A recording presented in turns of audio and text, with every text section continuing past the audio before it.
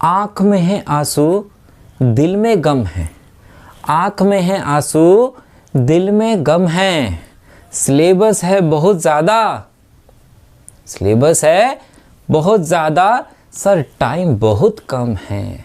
ऐसे बहुत सारे क्वेश्चंस आपके दिमाग में चल रहे हो, सर टाइम बहुत कम रह गया है, फिजिक्स पढ़ूं, केमिस्ट्री पढ़ूं, अकाउंट्स पढ़ूं, मैथ्स पढ़ूं, क्या क्या पढ़ लूं। कोई कहते हैं एनसीईआरटी कर लो, बहुत बढ़िया मार्क्स आ जाएंगे, कोई कहता है पीवाईक्यू कर लो, कोई कहता है सैम्पल पेपर करना चाहिए। तो इसी बात का सोल्यूशन के लिए मैं आपके लिए लेके आया हूँ 10 डेज चैलेंज। सबसे पहले तो आपको ये चैलेंज एक्सेप्ट करना है और इस चैलेंज में क्या करना है वो मैं आपको अभी बताऊंगा, लेकिन सबसे पहले एक्सेप्ट करना है कि यस मैं सर ये 10 डेज चैलेंज ले रहा हूं और अपने 3 दोस्तों को भी इसको शेयर करना है ताकि आप एग्जाम में बहुत अच्छे मार्क्स ला पाए। तो क्या सर ये 10 डेज चैलेंज आके करने के बाद मैं अच्छे मार्क्स ला पाऊंगा? बिल्कुल ला पाएंगे, क्योंकि आपके दिमाग में चल रहा है ना कि सर एनसीईआरटी करूं मैथ्स के अंदर कि पीवाईक्यूज करूं। एनसीईआरटी करने का भी पूरा टाइम नहीं, क्योंकि बहुत सारे क्वेश्चंस है और सिर्फ पीवाईक्यू करने बैठता हूं तो क्वेश्चन सॉल्व नहीं होते, क्योंकि एनसीईआरटी अच्छे से नहीं कर रखी, एनसीईआरटी के इंपॉर्टेंट क्वेश्चंस नहीं कर रखे ढंग से। तो दोनों में कंफ्यूजन रहता है, जब एनसीईआरटी करते हो तो पीवाईक्यू की याद आती है, जब पीवाईक्यू करते हो तो एनसीईआरटी की याद आती है। तो यही हमारा चैलेंज है बेसिकली। तो इस चैलेंज को एक्सेप्ट करना, कमेंट में बताना कि आपने बच्चों के साथ शेयर भी कर दिया 3 लोगों के साथ और आपने चैनल एक्सेप्ट भी कर लिया है। अगर कर रहे हो तो ही आगे की वीडियो देखना भाई। तो इस 10 डेज चैलेंज में हम बेसिकली क्या करने वाले हैं, इस 10 डेज चैलेंज के अंदर जो है हमने एनसीईआरटी को 10 डेज में डिवाइड कर लिया है।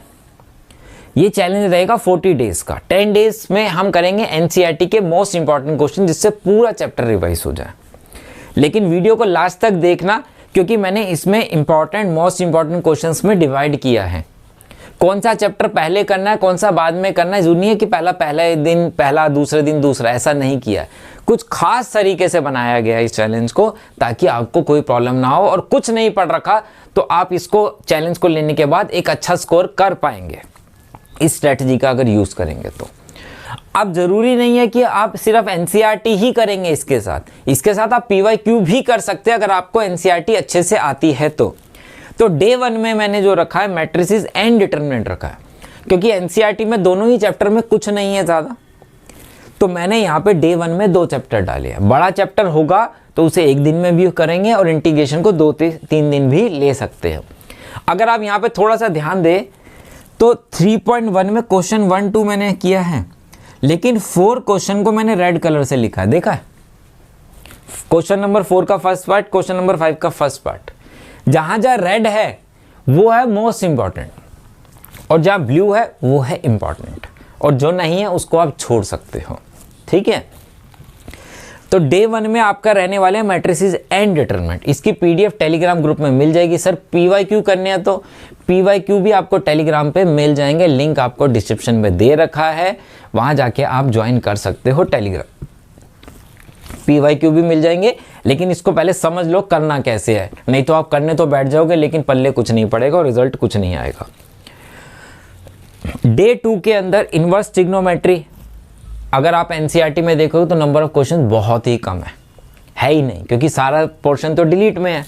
तो 2.1, 2.2 में कुछ गिने चुने क्वेश्चंस करने और एग्जाम्पल्स बहुत इंपॉर्टेंट रहने वाले हैं। हम एग्जाम्पल्स पे ध्यान नहीं देते और देखते हैं कि एग्जाम टाइम में एग्जाम्पल में से ही आ गया क्वेश्चन, और एग्जाम्पल्स हमने करे नहीं थे। तो एक इंपॉर्टेंट एग्जाम्पल मैंने यहाँ पे डाला है। इसके साथ करना है चैप्टर नंबर 5 आपको सेकेंड डे में। ये पूरा चैप्टर नंबर 5 के क्वेश्चंस लिखे हैं मैंने, सारे नहीं करने हैं, आप गिने चुने देखो 23 क्वेश्चंस नजर आ रहे हैं। मैंने 3, 4, 5, 6, 7 क्वेश्चन कर दिए, 16 क्वेश्चन हटा दिए, तो सिर्फ 7 क्वेश्चन करने हैं आपको।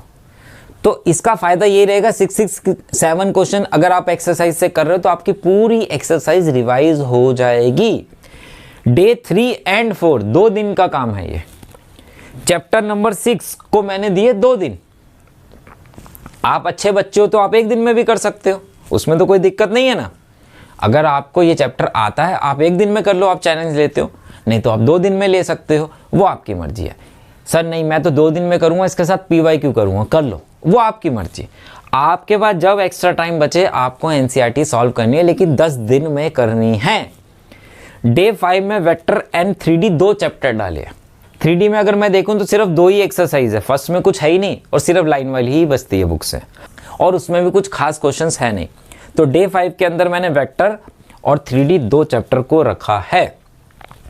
एग्जाम्पल्स मिस नहीं करने हैं, जितने भी ये एग्जाम्पल्स लिखे हैं, चाहे रेड वाले और ब्लू वाले, ये करने ही करने हैं, कुछ भी हो जाए। ये क्वेश्चंस तो सारे के सारे आपको आने चाहिए, आपके टिप्स पे होने चाहिए। जब आप PYQ करने बैठोगे ना, तो इनको करने के बाद आपको लगेगा अरे ये भी कर रखा है, ऐसा भी कर रखा है, अरे ये तो किया था, तो कॉन्फिडेंस बढ़ेगा PYQ करते हुए आपसे।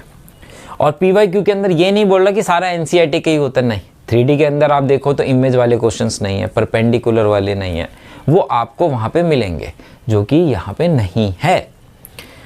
डे 6 के अंदर इंटीग्रेशन को मैंने 2 पार्ट्स में डिवाइड किया है, इनडेफिनेट, डेफिनेट।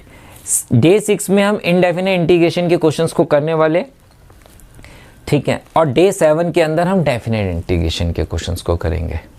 तो इसको आप 2 डेज में, मैं तो बोलूँगा कि भैया जब इंटीग्रेशन करने बैठे तो पूरे आराम से इंटीग्रेशन करना, क्योंकि इंटीग्रेशन के बाद एप्लीकेशन ऑफ इंटीग्रेशन और डिफरेंशिएशन तभी हो पाएगा जब ये आएगा।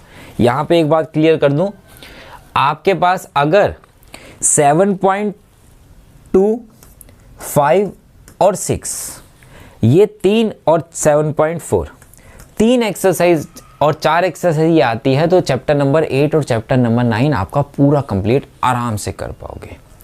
अगर ये 4 एक्सरसाइज अच्छे से कर लेते हो तो दोनों चैप्टर आपको फ्री में मिलने वाले हैं। लेकिन ये जितने क्वेश्चंस लिखे हैं ना, इसको छोड़ना नहीं है, ये सारे के सारे क्वेश्चंस आपको करने ही करने हैं, इसमें कोई चॉइस नहीं है इसके पास। डे 8 में सिर्फ एप्लीकेशन ऑफ इंटीग्रेशन रखा है, बहुत छोटा चैप्टर है, आप इसको बढ़ा सकते हो, ठीक है। आप इसके साथ और भी क्वेश्चंस कर सकते हो। डे 9 का कोई चैप्टर जैसे लीनियर प्रोग्रामिंग है, आपका जल्दी हो गया तो वो कर लेना, वो आपकी मर्जी है, ऊपर नीचे कर सकते हो, लेकिन 10 दिन से ज़्यादा नहीं लगाने, ठीक है। और डे 9 के अंदर डिफरेंशियल इक्वेशन है हमारे पास, छोटा चैप्टर है ये भी, और रिलेशन एंड फंक्शन है, ये भी बहुत छोटा है बुक में, सिर्फ 2 ही एक्सरसाइज है मात्र, और नंबर ऑफ क्वेश्चन बहुत ही कम है।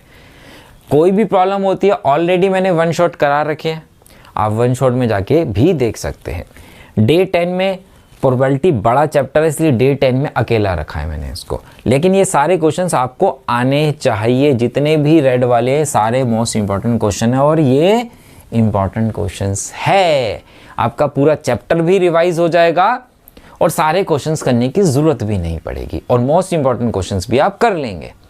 तो आप अगर आप PYQs देखेंगे पिछले कुछ सालों के, तो आपको लगेगा कि यार जितने मोस्ट इंपॉर्टेंट क्वेश्चन हैं इसमें से बहुत सारे क्वेश्चंस बोर्ड में आते हैं, तो आपको एक फ़ायदा रहने वाला है।